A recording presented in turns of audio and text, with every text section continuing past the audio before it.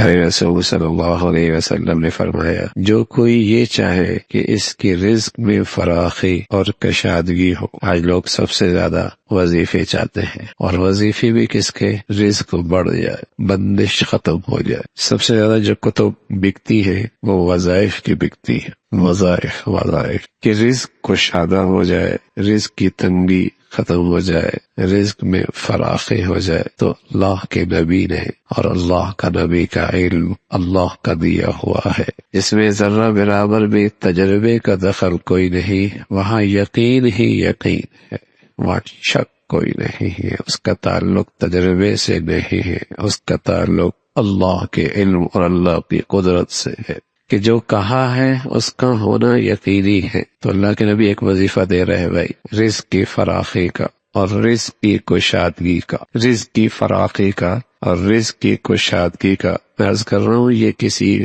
پیر فقیر کا دیا ہوا نہیں ہے، یہ اللہ کے رسول کا بتایا ہوا ہے. اور اللہ کا رسول وہ بتاتے ہیں جو انہیں اللہ کہتے ہیں، اور اللہ کے کہہ کے پیچھے اللہ کی قدرت اور طاقت بھی ہوتی ہے کہ جب وہ کرنا چاہیں تو ساری دنیا کے عامل مل جائیں تب بھی بندش نہیں کر سکتے، نہ کرنا چاہے تو ساری دنیا کے بندش ختم کرنا چاہیں تب بھی نہیں کوئی کھلوا سکتا، اللہ کی قدرت. تو رسول اللہ صلی اللہ علیہ وسلم نے فرمایا جو کوئی یہ چاہے کہ اس کے رزق میں فراخی اور کشادگی ہو، دنیا میں اس کے آثار قدم تادیر ہو، یعنی اس کی عمر دراز ہو. دو چیزیں اس وظیفے میں، دو چیزیں ملیں گی، رزق کی کشادگی، رزق کی فراخی، اور دنیا میں اس کے آثار قدم تادیر ہو، یعنی اس کی عمر دراز ہو، اس کی عمر دراز ہو. تو وہ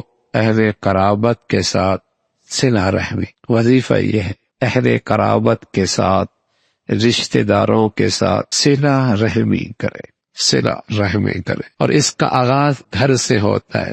سب سے زیادہ قرابت داری ماں باپ سے، سب سے قرابت داری ماں باپ سے. تو اس کا آغاز گھر سے ہوتا ہے.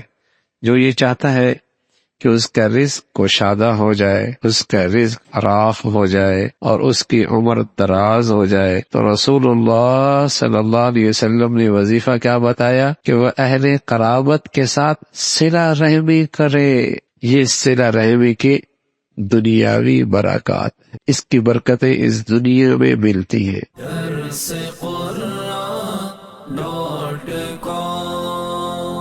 www.darsequran.com